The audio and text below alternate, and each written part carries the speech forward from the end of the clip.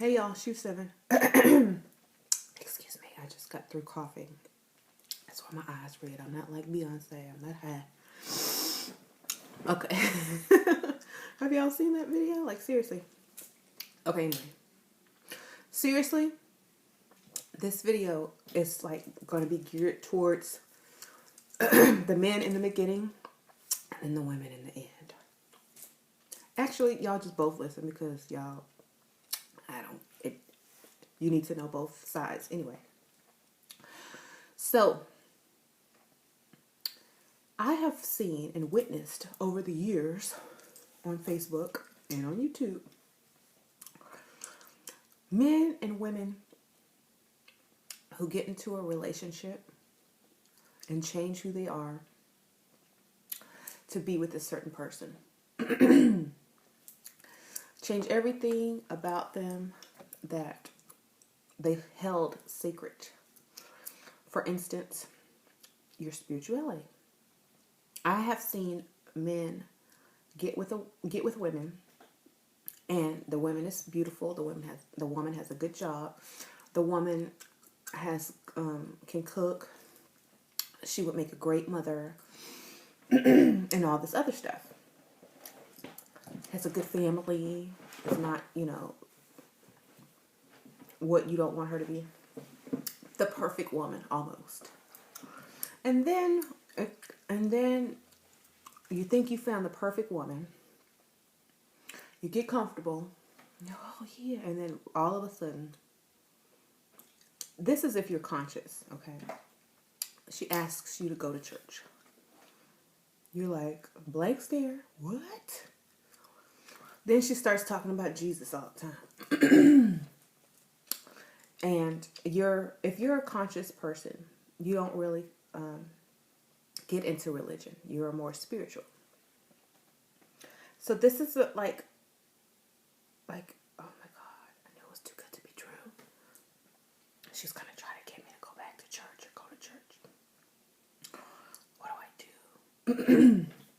But she's already got you because she's like the perfect woman. Does everything you like. And so you find yourself putting on some clothes and going to church because, you want dinner. Or you want to get in the bed later on with her and do what you do. So you go to church. And then when they pass that collection plate, you find yourself tithing. Contributing to it. And then once you get home, you're like, oh my God, I can't believe I just went to church with this. And then you try to start convincing yourself, well, maybe I can learn something and just take out the good parts and stuff like that. Maybe I could just be, you start compromising your spirituality for this woman. Meanwhile, this woman is thinking, oh, I can change him.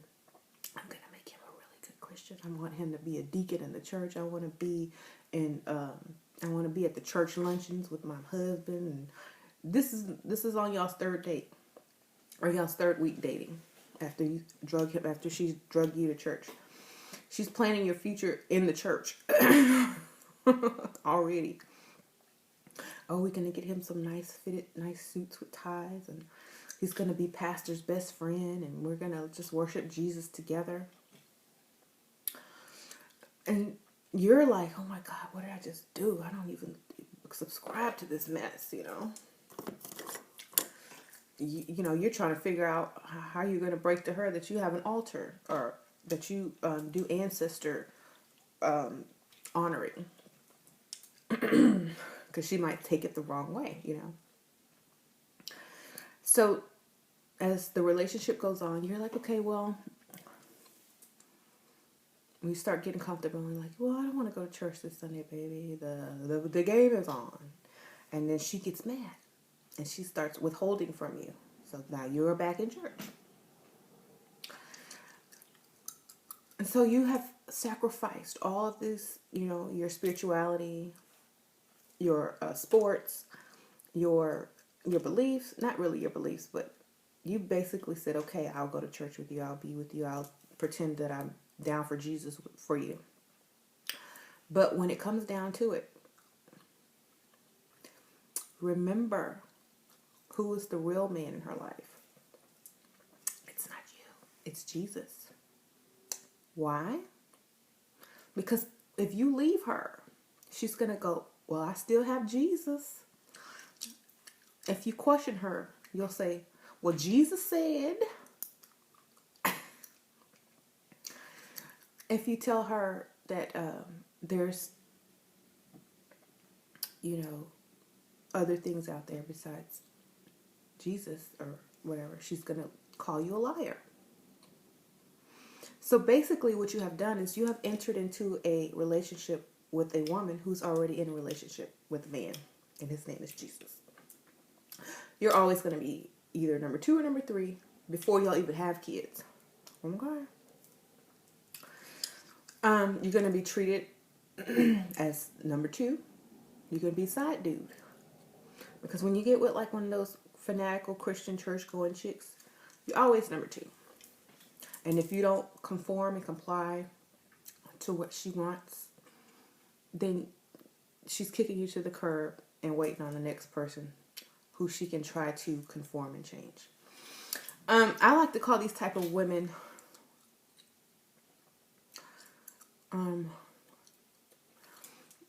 I don't even have a name for them. I don't and for men, don't date a Christian woman if you're not Christian. You can't change her because she's in love with Jesus. You can lead by example and do your own thing, but you cannot go to church with her and expect her to change in your favor. You have to make a stand like straight up, right to the point at the beginning of the relationship. I don't go to church, darling. You can go to church. You can have Jesus. That's fine, but I'm going to do my thing. If you want to be with me and still be a Christian, that's fine. But please don't ask me to go to your church. I have learned too much. I have come too far.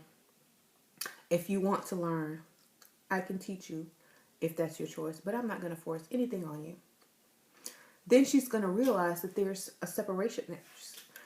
And either she's going to make the choice for Jesus, who's not there, who's fictitious, who's not going to marry her or, give her children or make her happy in life. So she's going to make that choice right then and there.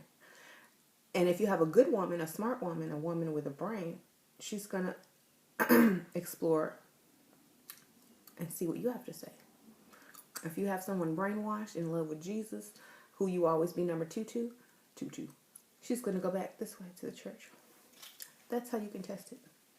And also for men, women are supposed to enlighten you spiritually as well as give you a home and children and all that stuff. They're supposed to also raise your consciousness as well. And you're supposed to do the same for her. If she cannot raise your consciousness, if she's going to steady beat you down with religion and beat you back into conformity and into a box, then that's another form of slavery as well, even in a relationship. So I don't care how good she looks. I don't care how perfect she looks. I don't care how good of a mother you think she would make. If her number 1 man is Jesus, then you're always going to be number 2. Okay. Women, same thing. If you're spiritual and you're dating somebody who's just clueless, they have a good job, they might have some money, they might make a good daddy, you think that they might ask you to marry them one day. They're marriage material that look good on paper and outside of paper and blah, blah, blah. Okay, I know how women think. But they're spiritually dead. And when I say spiritually dead, I mean they don't even want to care about knowing about anything beyond what's on television or, celebrity news or what type of new clothes just came out or shoes just came out. You can get with those kind of men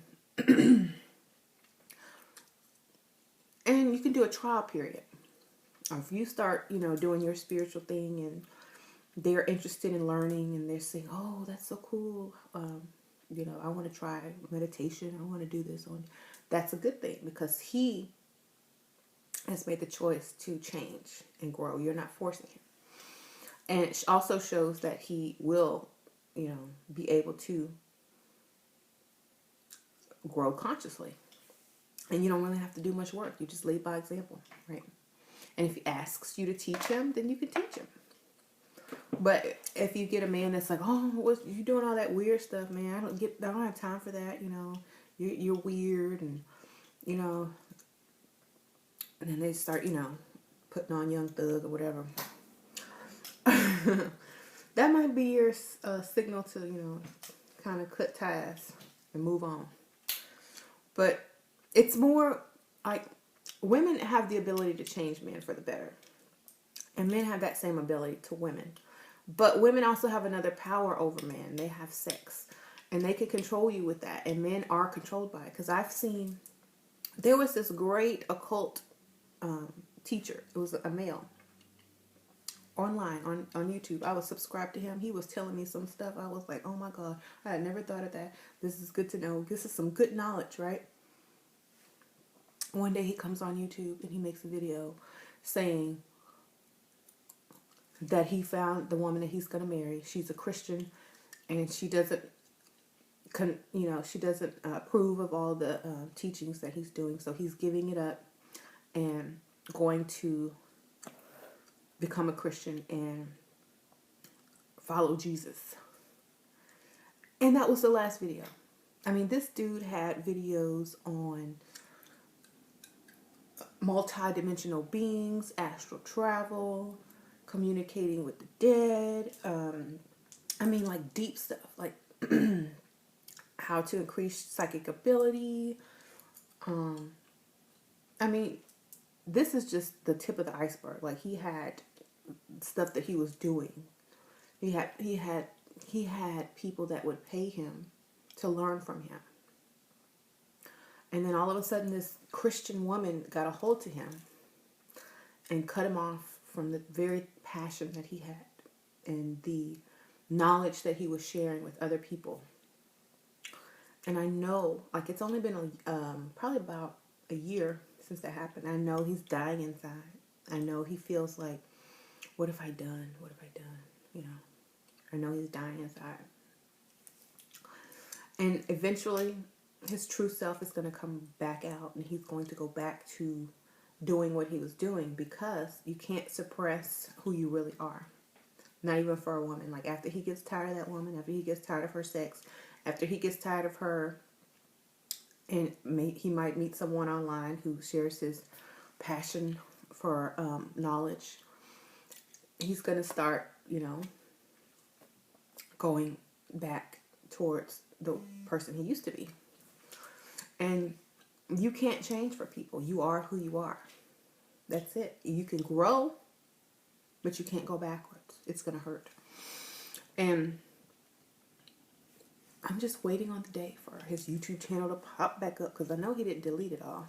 I know he just, suspended it. I know, because you don't throw away that much knowledge. He had like over 100 videos. You don't throw away that much knowledge and work for a relationship that may or may not work out. So I'm just letting y'all know.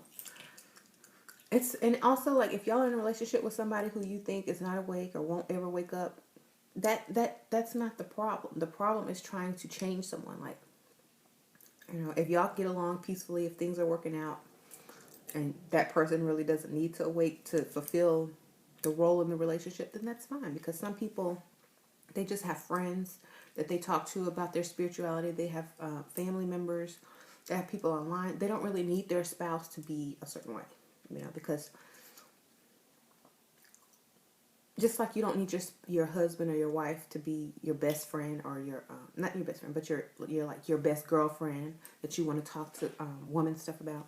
Just like you don't need your wife to be your homeboy or your man that you talk to about like sports and women and all that kind of stuff. That can be the same spiritually. Like, you and your husband or you and your wife might have everything else in common but that. And if one person tries to overrule the other person and make them believe their ways, that's where the problem starts. So if you're already in a relationship and you don't want to complicate it even more with your spirituality or your growing spirituality, then don't even like talk about it with each other, you know? Talk about everything else. You don't have to share everything with your husband or your wife or your girlfriend. You don't, like, sometimes you need something just for yourself or personally, you know? So I hope this helps somebody. I hope, like, if you're stuck in one of them relationships where somebody's like forcing you to do something that you don't like, or they might leave you for Jesus, you might as well leave them, because I'm not, you know what, I say, you know what, I know if I make, like, my husband, he's not like me. He still watches T.D. Jakes and Joel Osteen. He believes in Jesus, God, and all of that. But I guarantee you, he would leave Jesus for me. You know why? I've never asked him to do that, though. But I know if I did, I know if I say, you know what, I'm sick and tired of you watching this on TV. It's not real. Da, da, da. If you want to be with me, then you need to leave Jesus behind, and you need to meditate with me, and you need to do this with me. You need to. He would be like, okay. But I would never do that. You know why? Because I wouldn't want him doing that to me. So I'd let him in his own time. If he wants to come over to this side, I am there to teach, and I'm there. I teach him stuff anyway. Like, he's awake. He's an awake Christian, but he's still that. So I would never ask him or force him to give up Jesus for me. But I know if I asked him to, he would. That's the point. If you don't know your girl will give up Jesus for you, then you know exactly. You're just another child. Jesus is the husband. Jesus is the father. And her man. You're just the earth daddy or the earth husband. Okay? All right.